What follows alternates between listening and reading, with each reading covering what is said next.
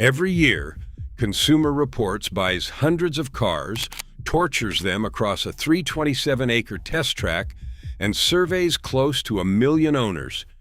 Then, they publish the results, and a handful of used SUVs quietly score almost perfect.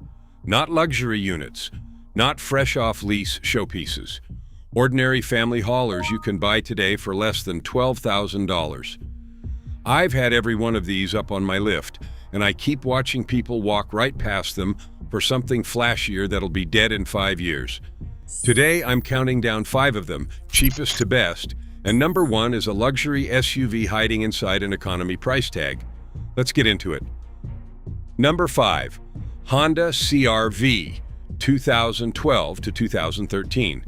The CR-V is where I send people who tell me, I don't care what it looks like, I just never want to think about it again. That's the whole pitch. It's boring in the best possible way. A woman came into my shop last year with a 2013 CR-V EX she'd bought, used with 96,000 miles. She'd paid $10,400 and was convinced she'd made a mistake because a coworker told her Hondas aren't what they used to be. I put it on the lift, pulled the wheels, checked the undercarriage, scanned it, and looked at the fluids. I told her the truth. The thing was basically healthy from bumper to bumper. The only thing I did was a rear differential fluid service for about $90, because Honda's real-time all-wheel drive system likes fresh fluid, and most people forget it exists. She's driving it every day, and it hasn't given her a single problem since. Here's why this generation works. The 2.4-liter K-Series 4-cylinder in the 2012 and 2013 CR-V is one of the most proven engines Honda has ever built. It's naturally aspirated, so there's no turbo to fail. It uses a timing chain, not a belt, so there's no expensive belt interval hanging over your head. It's mated to a conventional 5-speed automatic, an old-school torque converter unit that just refuses to die. Consumer Reports rates the 2012 and 2013 CR-V as more reliable than the average vehicle from those years, and that lines up exactly with what rolls through my bay. Now, one important detail, because I don't want you buying the wrong year. In 2015, Honda switched the CR-V to their Earth Dreams direct injection engine, and some of those had a VTC actuator that rattles on cold start and, in a few cases, oil dilution issues. That's why I'm telling you specifically 2012 to 2013.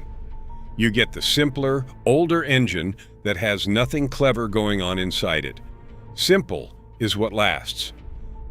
On price, this is one of the few genuinely reliable SUVs that is still cheap. A clean 2013 CR-V with 90,000 to 110,000 miles runs roughly $9,000 to $11,500. Compare that to almost anything with a turbo from the same era that will nickel and dime you the second the warranty is gone. If you are shopping one, here is your checklist. First, cold start it yourself before the seller warms it up, and you want to hear the engine on a stone-cold morning and listen for any rattle or knock in the first few seconds. Second, check the air conditioning. On this generation, compressor and condenser issues show up, and it is a $1,000 plus repair if it is dead, so make sure it blows ice cold. Third, pull back the carpet in the cargo well and check for water. Some of these leak around the rear taillight seal and quietly pool water in the spare tire area. Not a deal breaker, but it is leverage.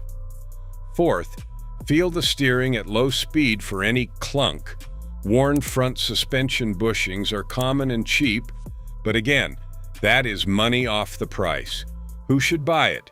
Commuters, students, anyone who wants the lowest drama ownership on this entire list. It is compact, easy to park, sips fuel at around 25 miles per gallon, and the cargo area is enormous for the footprint.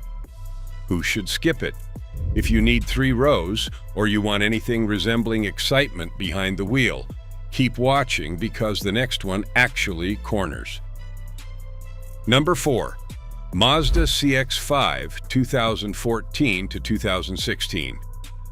Every time a first-generation CX-5 comes into my shop, I almost feel bad charging the customer because there's usually nothing wrong.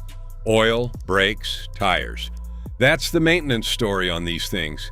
I had a guy bring me a 2015 CX-5 touring last spring with 118,000 miles, worried because he heard Mazda and assumed parts would be exotic and expensive. I inspected the whole car and told him he'd bought one of the smartest used SUVs on the road. The original clutch packs in the transmission were fine, suspension was tight, and the only thing it needed was rear brake pads. He looked almost disappointed.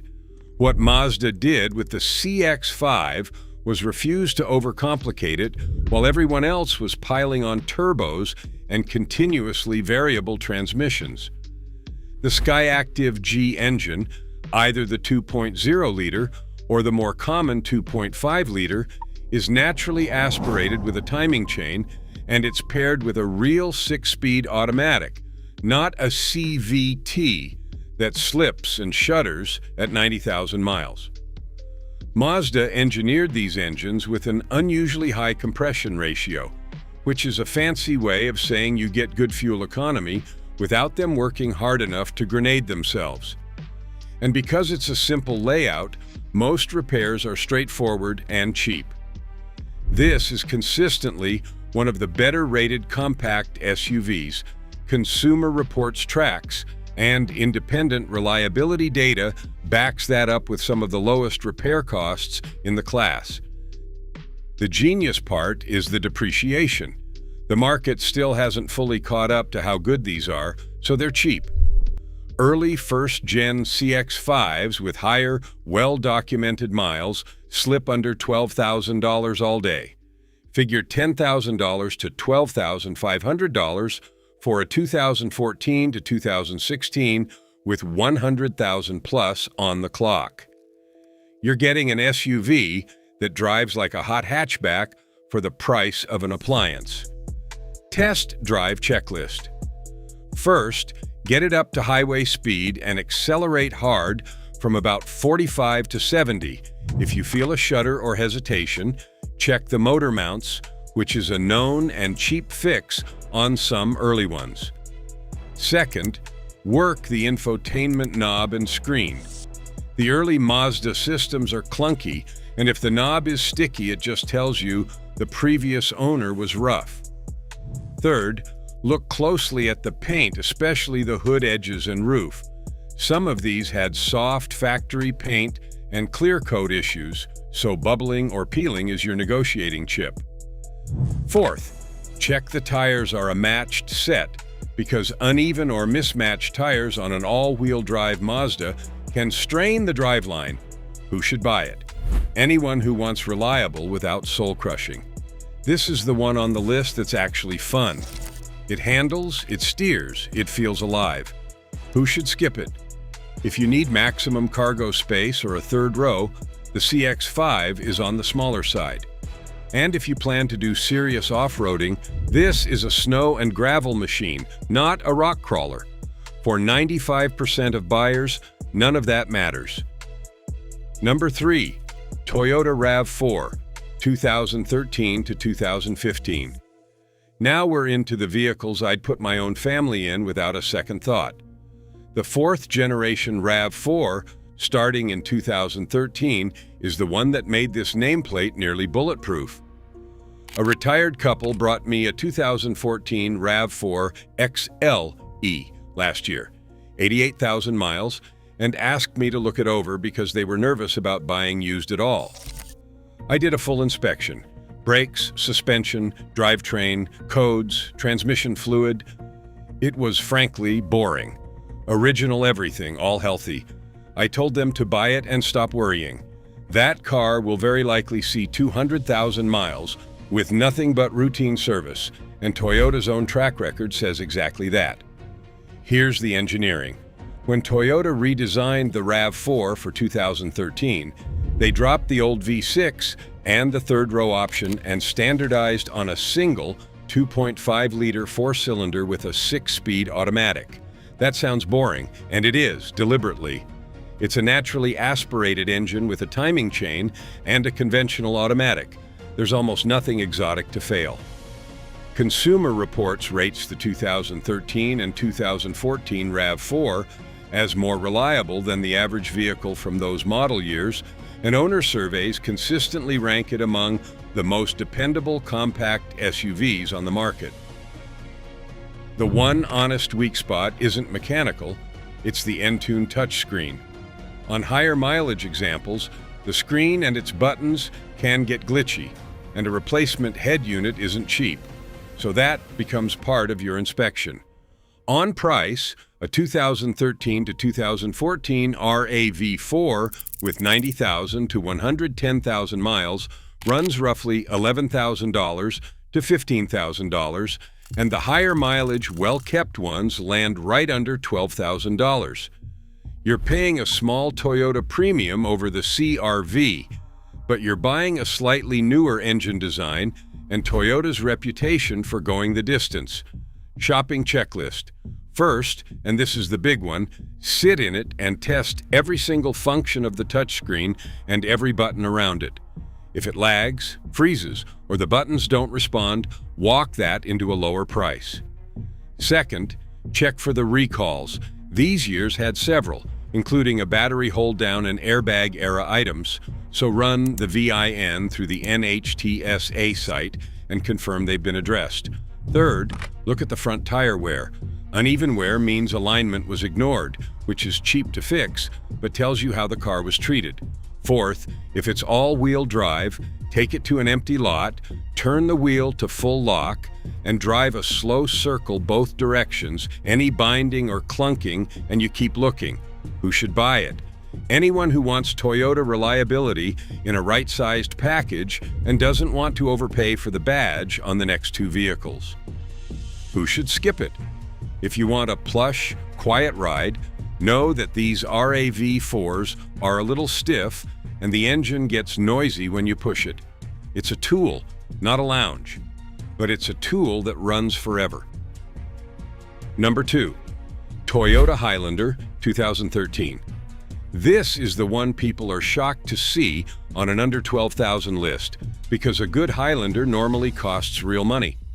But at the tail end of the second generation, with higher miles, they slip into this budget, and they are absolutely worth hunting for. Let me tell you about a customer, a dad with 3 kids, who came to me with a Ford 3-row he was about to buy and asked me to inspect it. It needed cooling and transmission work he didn't know about. He asked what I'd buy instead.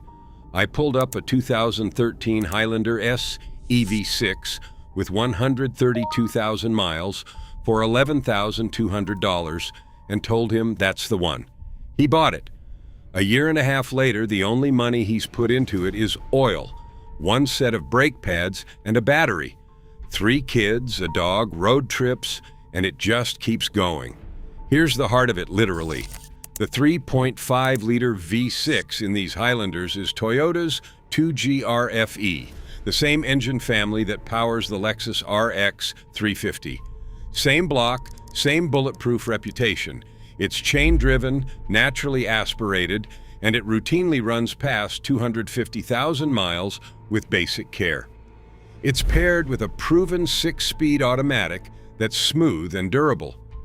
Consumer Reports specifically rates the 2013 Highlander as more reliable than the average vehicle from that model year, and it's long been one of their top-scoring 3-row SUVs for refinement and comfort. I'll be straight with you about the trade-off because a good mechanic doesn't hide it.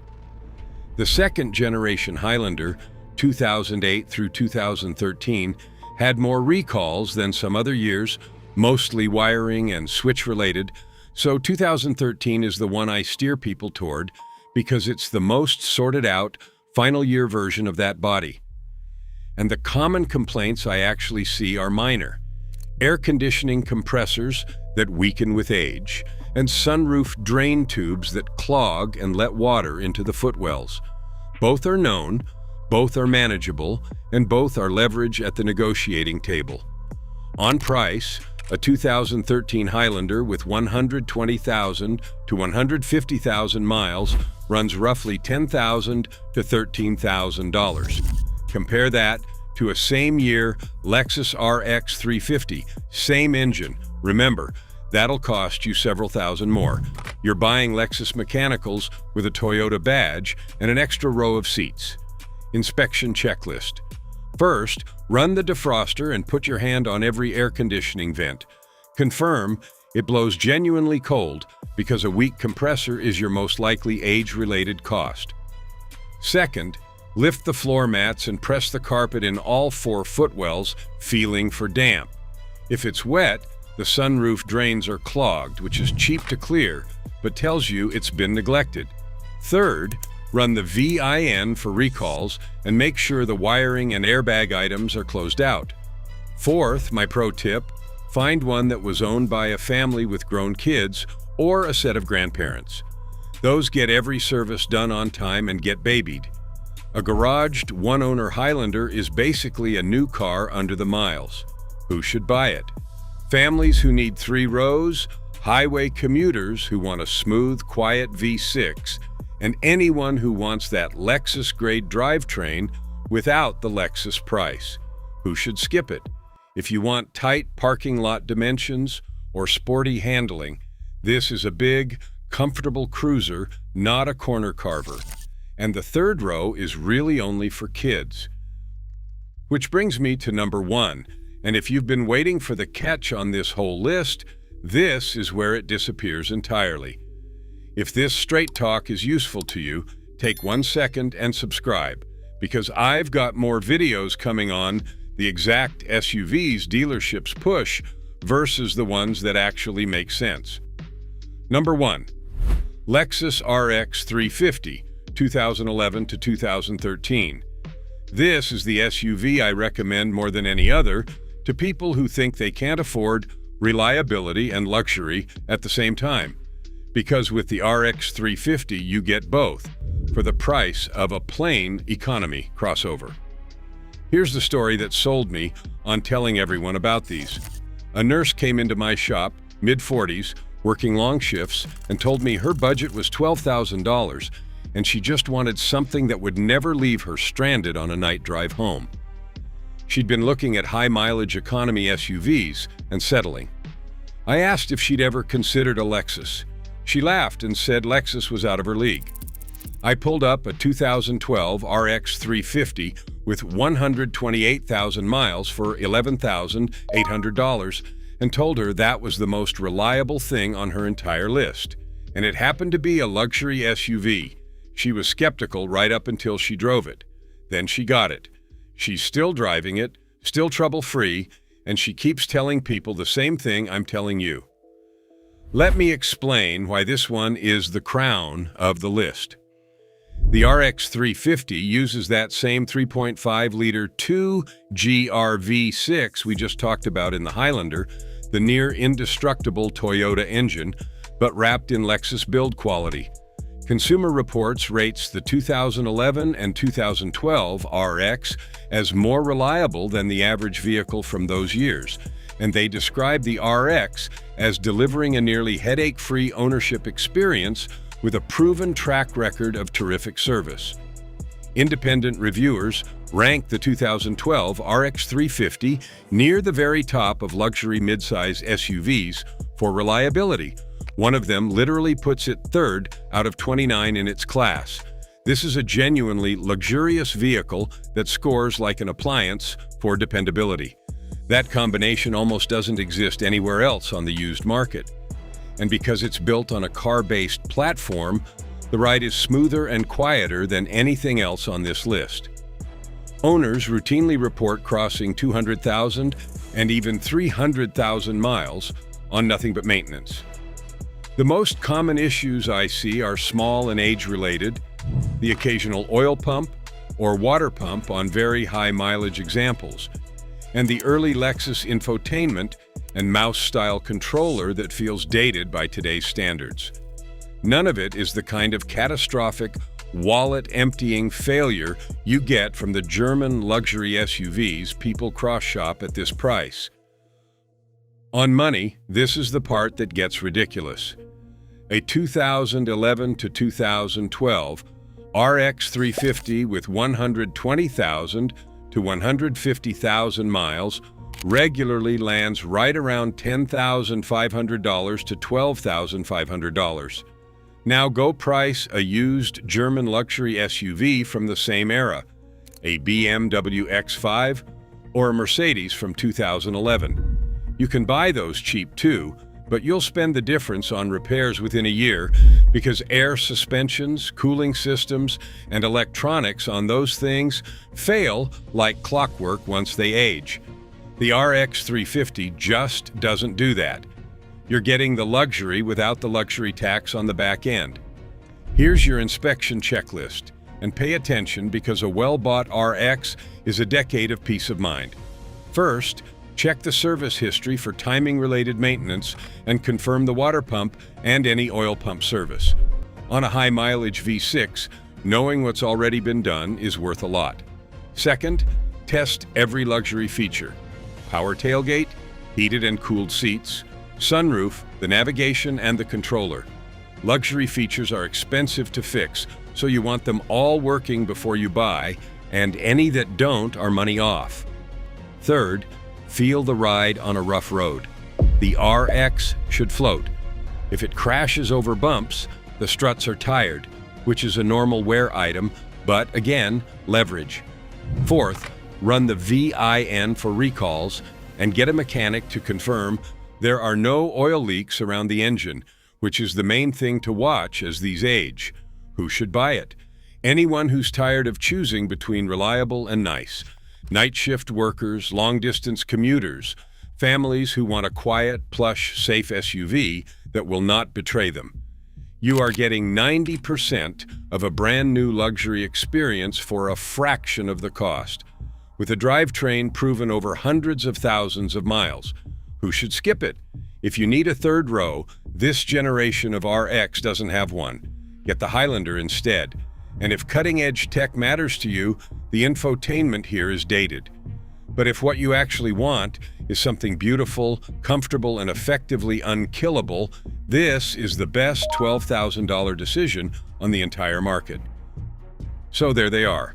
5 used SUVs that Consumer Reports scored nearly perfect, every one of them under $12,000 if you're smart about miles. The Honda CR-V, the no-drama commuter. The Mazda CX-5, the one that's actually fun to drive and depreciates like it's cursed. The Toyota RAV4, boring on purpose and built to run forever. The Toyota Highlander, 3 rows and a Lexus engine for Toyota money. And the Lexus RX 350, luxury reliability hiding inside an economy price. Next time a salesman tries to steer you toward a shiny 3-year-old lease return with a turbo and a payment, you'll know exactly what to say and exactly what to buy instead. If you want to see which used SUVs have earned genuine legendary status in the shop, the ones that just refuse to die, I've got a whole video on that right here. Like this one if it helped, subscribe for more, and I'll keep giving you the truth. The dealership won't. Take care of the right SUV, and it'll take care of you. I'll see you in the next one.